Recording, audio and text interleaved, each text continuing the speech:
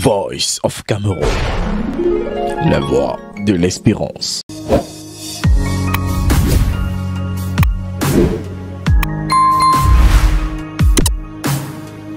On pourrait rappeler sans s'y attarder outre mesure le saccage de nos ambassades, les manifestations inopportunes contre les visites du chef de l'État à l'étranger,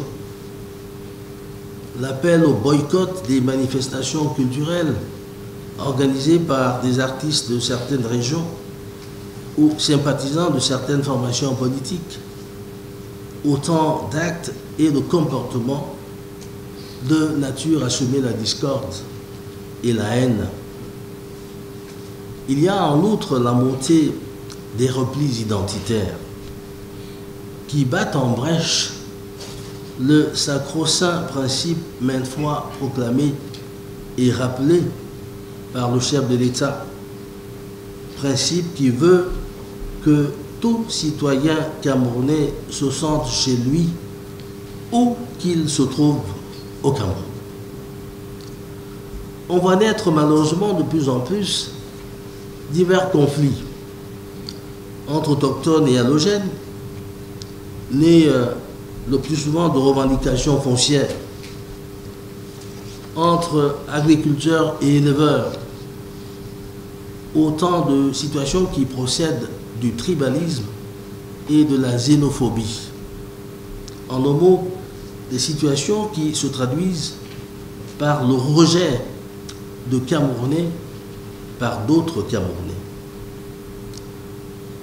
Dans le registre des faits marquants susceptibles de fragiliser l'État, il convient également de mentionner le recul des valeurs républicaines et morales qui constituent le socle des prérequis sur lequel repose la solidité et la stabilité de notre pays, à savoir la paix, l'unité et l'intégrité nationale, le respect des institutions et de ceux qui les incarnent. Aux causes que je viens de mentionner, on pourrait ajouter l'ensemble des a priori anthropologiques, des préjugés sur la base desquels des groupes ethniques se confèrent une prééminence sur d'autres,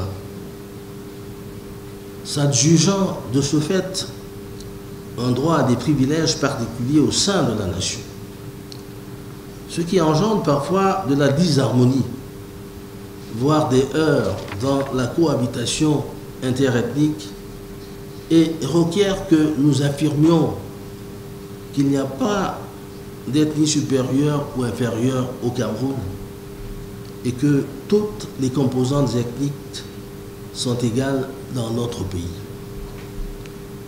C'est dire, mesdames, messieurs, que l'existence et l'exacerbation des discours de haine constituent une menace réelle à la cohésion sociale et à la stabilité de notre pays.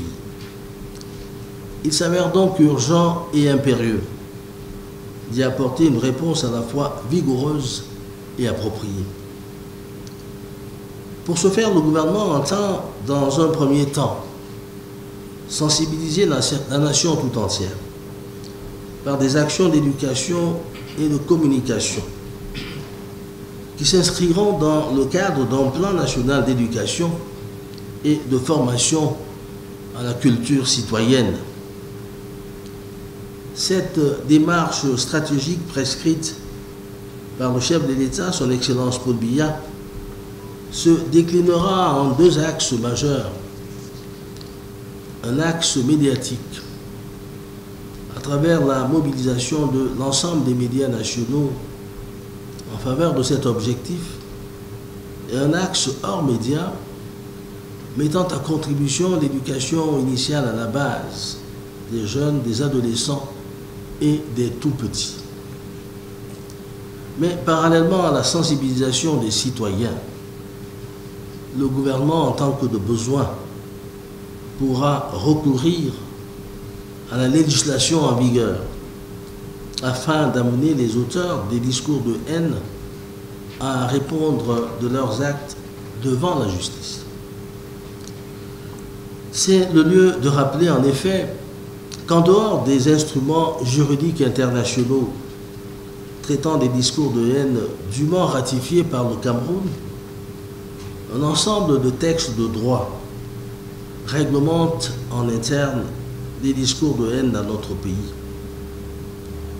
Ainsi, outre la Constitution, la loi numéro 2019/020 du 24 décembre 2019, modifiant et complétant certaines dispositions de la loi numéro 2016/007 du 12 juillet 2016, portant code pénal, dispose en son article 241 nouveau ce qui suit. Alinéa 1. Est puni d'un emprisonnement de 6 jours à 6 mois et d'une amende de 5 000 à 500 000 francs celui qui commet un outrage tel que défini à l'article 152 du présent code à l'encontre d'une race ou d'une religion à laquelle appartiennent un ou plusieurs citoyens ou résidents. Alinéa 2.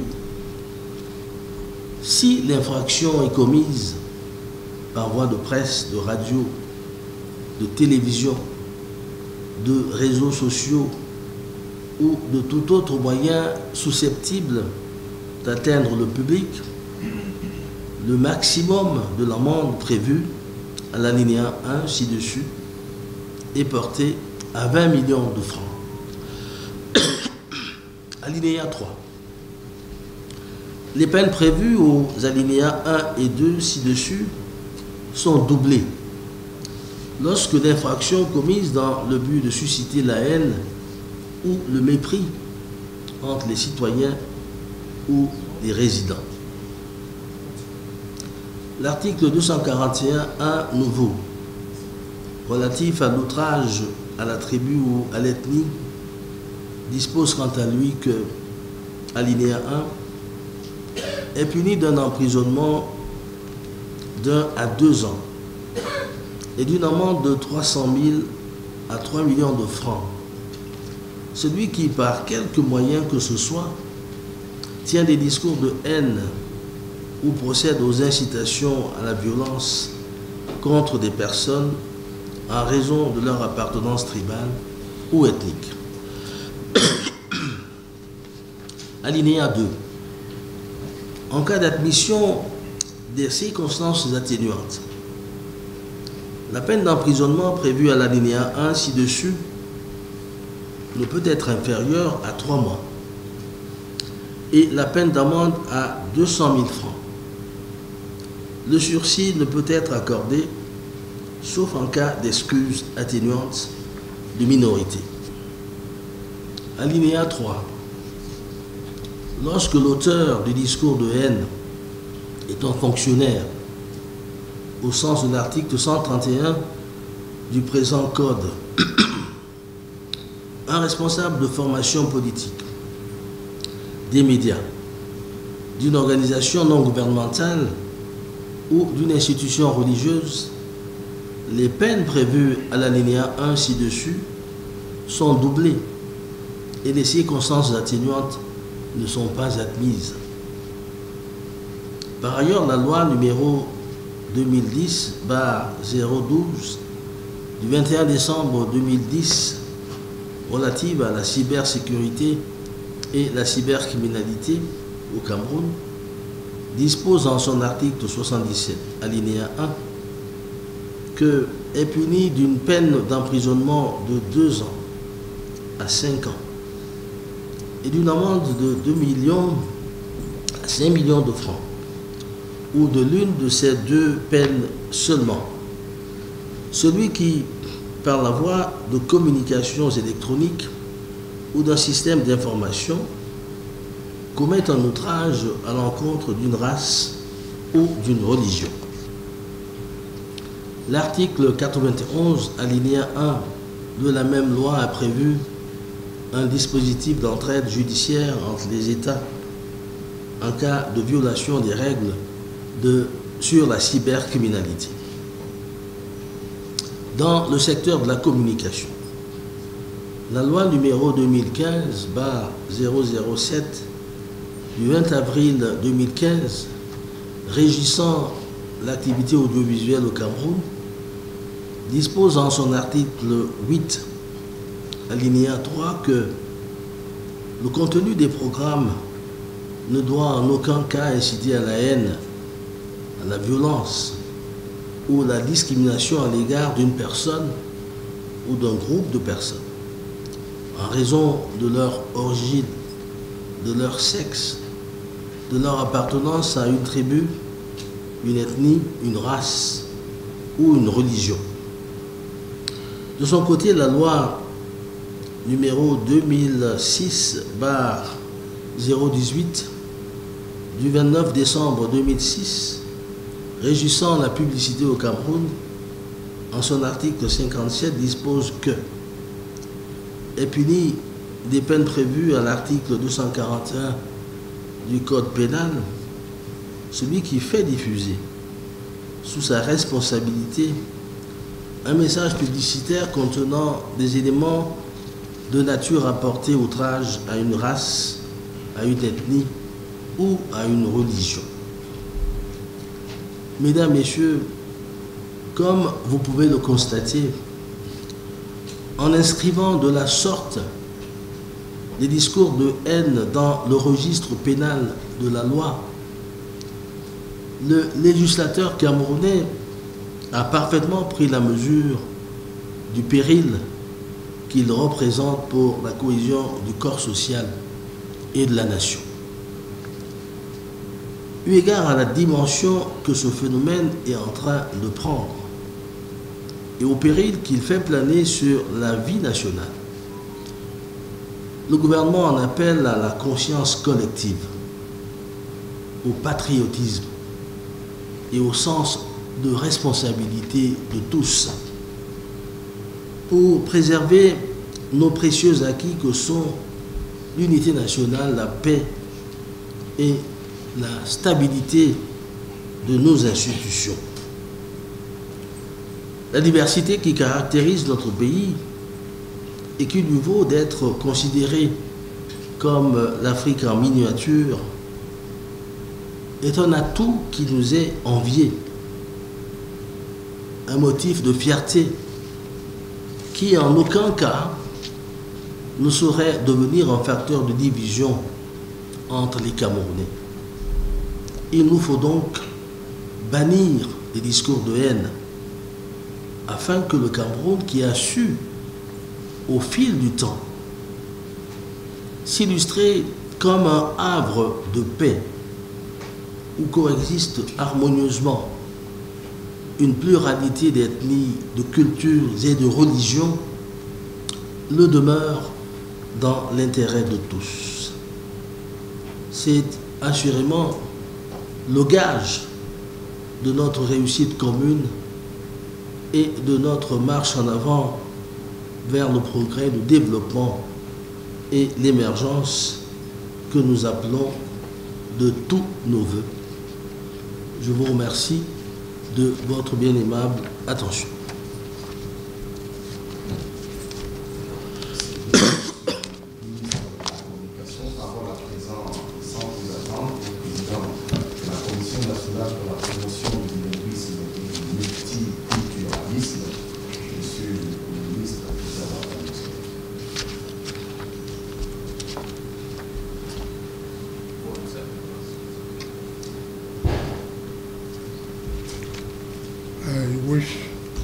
Ladies and gentlemen of the press,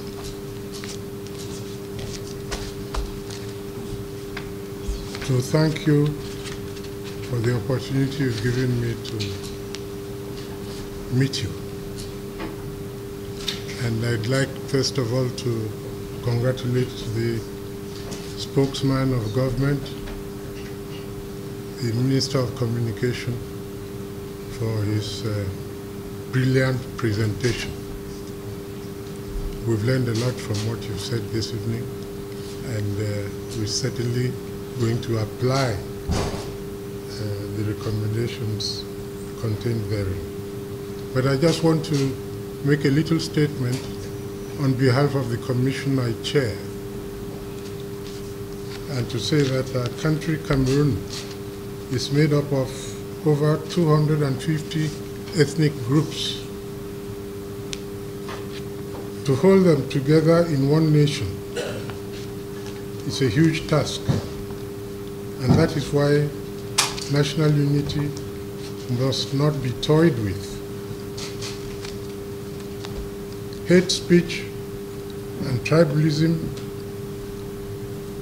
toy with national unity by creating tension instead of peace, stability, social cohesion, tolerance, and understanding. The National Commission for the Promotion of Bilingualism and Multiculturalism, in keeping with its mission, repudiates the scourges of hate speech and tribalism, which impede on our living together. The NCPBM will continue sensitizing the populations and on the merits of a harmonious living together, as per the high instructions of the President of the Republic, His Excellency Paul Biya. Surely, this should lead to a consolidated Cameroon nation, more united, integrated, and prosperous. That was my opening statement. Thank you very much. Thank you very much, Sir Peter Mafani Musonge. Just to say that the commission was created by the President of the Republic in 2017. Among its mission, encourage the promotion of the day-to-day living together of Cameroonians. We're going to hand the microphone now to the Minister of Territorial Administration, which is the right arm of the government in the daily mission of preserving and protecting peace and social cohesion in Cameroon. Merci beaucoup de me donner la parole. Et je voudrais déjà remercier le ministre de la Communication pour sa brillante présentation. Ensuite, les commentaires très utiles du Premier ministre Emeritus, président de la Commission pour la promotion du bilinguisme.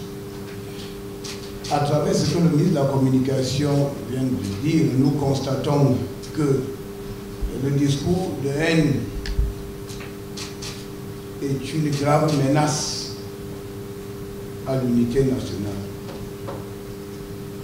Vous savez tous que son Excellence, le président Paul Biya, est le grand apôtre de vivre ensemble. Le ministre Sadi a cité quelque chose dans son discours où il dit que chaque Camerounais vit partout chez lui au Cameroun. Son Excellence Paul Biya l'a dit en 1983. Chaque Camerounais vit chez lui partout. Et pendant des années, le président Paul Biya a su bâtir se vivre ensemble, d'où l'appellation Cameroun, Africa miniature, îlot de paix, havre de paix. Et nous constatons que chaque jour davantage, le président Paul Biya met en place le mécanisme pour renforcer le vivre ensemble, qui en réalité c'est la cohésion nationale. Et la cohésion nationale voulue par le chef de l'État, c'est également la cohésion pacifique entre toutes les composantes sociologiques de notre pays. C'est ça le vivre ensemble.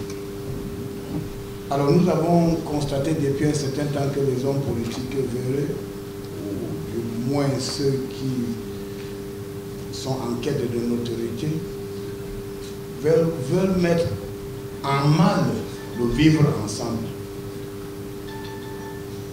C'est une activité criminelle et dangereuse. Et si nous sommes là aujourd'hui, c'est comme le ministre de la Communication l'a dit, tirer cette sonnette d'alarme. Le président Paul Biya a rappelé dans l'un de ses discours historiques qu'il ne faut pas jouer avec le Cameroun. On fait l'apologie du terrorisme, fait l'apologie du tribalisme, fait l'apologie de xénophobie. Tout ça, c'est extrêmement dangereux. Vous savez, je vous le dis comme ça, il y a des hommes politiques qui veulent obtenir par la rue ce qu'ils sont incapables d'obtenir par les urnes. Et ils créent des officines et par derrière pour instiguer ce type de discours dangereux, haineux, où on dresse les Camerounais les uns contre les autres, les tribus contre les autres, les communautés contre les autres. Et je crois que le ministre de la Communication a très bien fait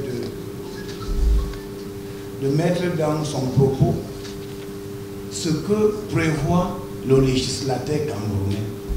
C'est très important. Parce que on peut poser des actes par ignorance, on peut le faire sciemment, mais à chaque fois qu'on rappelle certaines dispositions légales, pour moi, c'est la meilleure pédagogie. Parce que le chef d'État a insisté sur l'éducation et la sensibilisation contre ces discours de haine, stigmatisation, xénophobie. On ne devra plus connaître ce type de discours parce que c'est étrange au Cameroun. Donc, ce qui nous intéresse, lorsqu'on parle déjà des infractions, ça veut dire inévitablement que les sanctions vont suivre. Mais comme le chef de l'État nous dit souvent, notre approche est graduelle. Donc, on commence par l'éducation, parce qu'il faut éduquer les populations, en leur disant que les discours de haine, xénophobie, tribalisme, c'est dangereux pour le vivre ensemble, cher au chef de l'État. Ensuite, après l'éducation, on passe à l'étape de ce qu'on appelle la sensibilisation. Je crois que ce que nous faisons aujourd'hui, ce que le ministre de la Communication vient de faire, le président Mafani Moussoué, c'est la sensibilisation. Et cette sensibilisation n'a pas commencé aujourd'hui. Je crois que depuis un certain temps, le chef de l'État a interpellé le gouvernement, les pouvoirs publics, les autorités religieuses, les hommes politiques, n'est-ce pas, d'être très correct, d'être politiquement correct et d'éviter de tenir des propos qui sont susceptibles de mettre en mal le vivre ensemble. Donc, je crois pour ma part qu'il y a quelque chose que le ministre de la Communication a dit vraiment qui m'intéresse et je voudrais le reprendre. Je suis en face de moi, les journalistes, les hommes de médias. Je crois qu'il s'agit de l'article 241, alinéa 3, qui dit « Lorsque l'auteur du discours de haine est un fonctionnaire au sens de l'article 100 du présent code, un responsable de formation politique, des médias, d'une institution religieuse, les peines prévues à l'alinéa 1 ci-dessus sont doublées et les circonstances atténuantes ne sont pas admises. » Je crois que le message est très bien compris. Et vous savez que nous avons l'habitude de dire que chacun doit être responsable. Donc, il faudrait savoir, il faut qu'on peut le dire de cette manière, que les hommes de médias doivent être responsables. Vous devez nous aider dans ce combat contre ces discours de haine, xénophobie et tribalisme. Mais lorsque les plateaux de votre télévision servent de vecteurs de propagation de tous ces faits que nous recriminons, je crois que vous ne serez pas loin d'être taxés, soit de complices ou de co-auteurs. Donc chacun devra savoir ce qu'il y a lieu de faire. Et je voulais dire clairement que fort de ce que le ministre de la Communication vient de dire, fort de notre législation, je ne peux pas vous dire, mais je crois que les autorités administratives chargées du maintien de l'ordre vont recevoir certaines indications pour gérer certains problèmes. Vous avez suivi bien ce que le ministre de la Communication vient de nous dire, parce que le discours de haine peut entraîner la déstabilisation des institutions. Parce que lorsque les tribus sont montées contre les autres, on dresse les Camerounais les uns contre les autres, vous voyez, ça crée une ambiance de suspicion qui peut encourager les violences inouïes, aux conséquences incalculables. Donc lorsque le ministre de la Communication parle de la sensibilisation, c'est d'abord la prévention, parce qu'il ne faudrait pas arriver à un certain niveau. Mais lorsqu'il y a infraction, il y a sanction. C'est ça qu'il faut retenir. Lorsqu'il y a infraction, il y aura sanction. Donc, les hommes de médias, vous devez nous aider, n'est-ce pas, à faire ce qui est le plus cher au chef d'État, son Excellence, pour bien de vivre ensemble. La cohésion sociale, la communion entre toutes les composantes sociologiques du Cameroun. C'est un devoir individuel et collectif. Je voudrais vraiment dire au ministre de la Communication, nous avons été très édifiés avec son papier, son exposé. Et notre rôle, nous parlons un peu, on agit plus.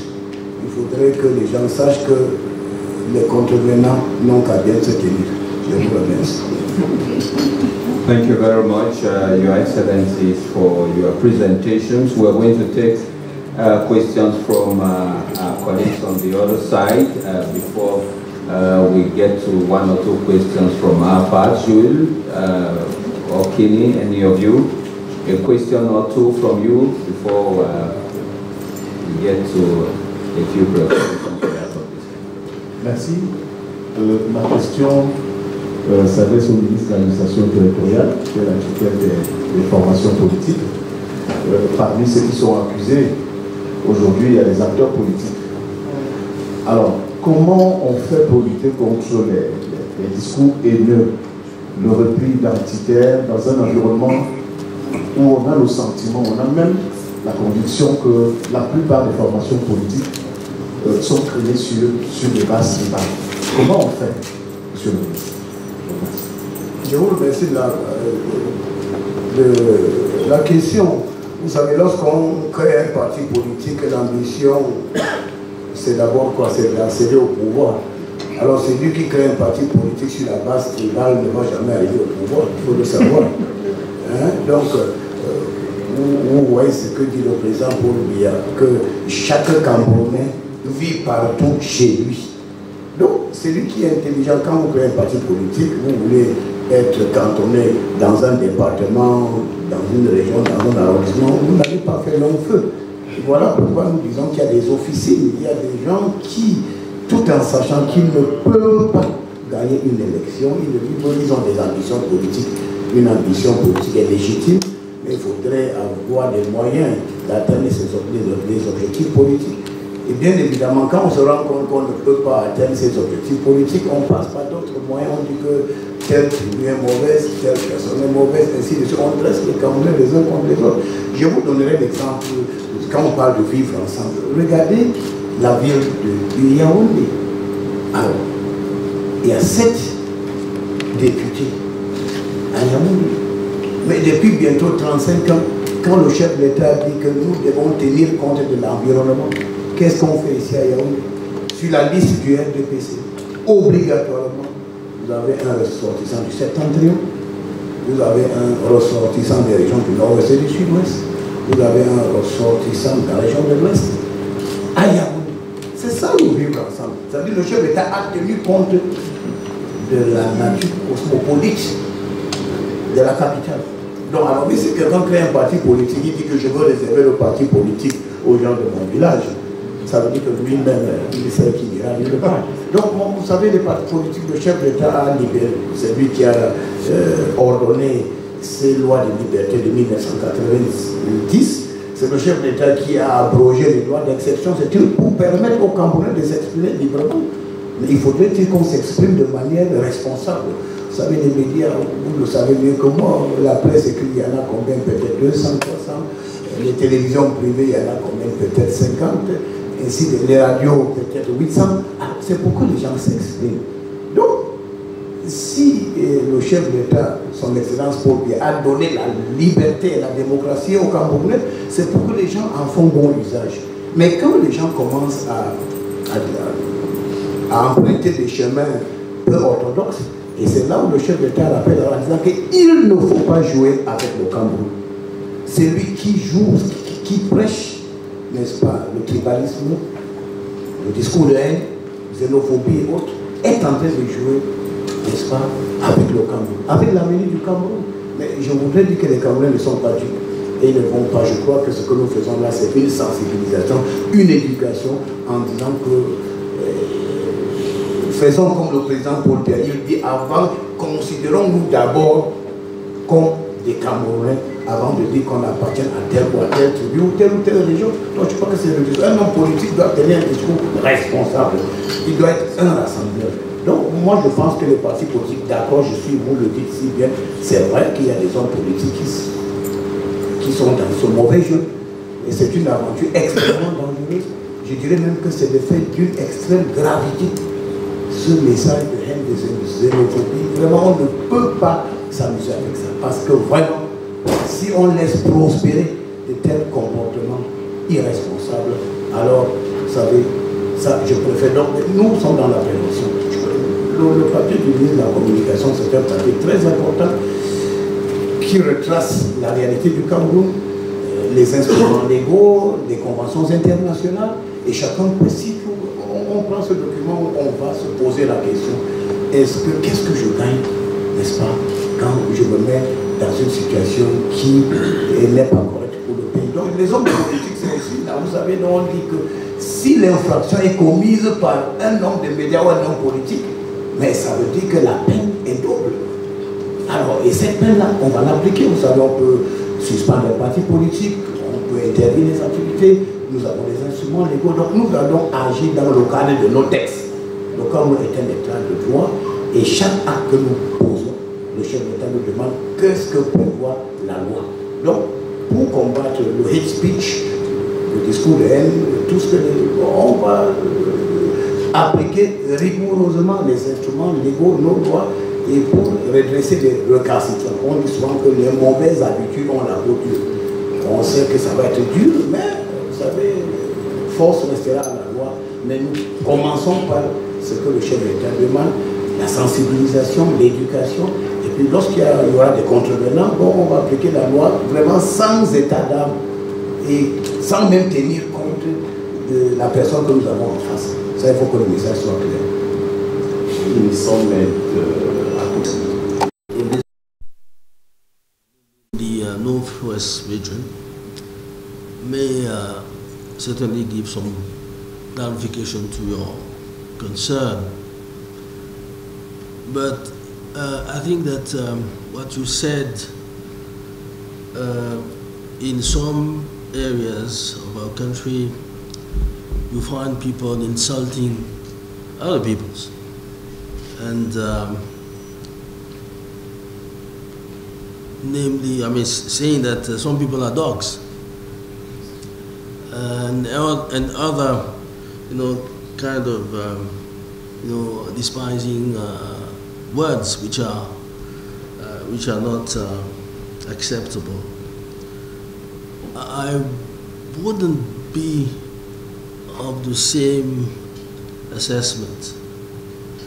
I think people who behave like this, who will insult their compatriots, call them dogs.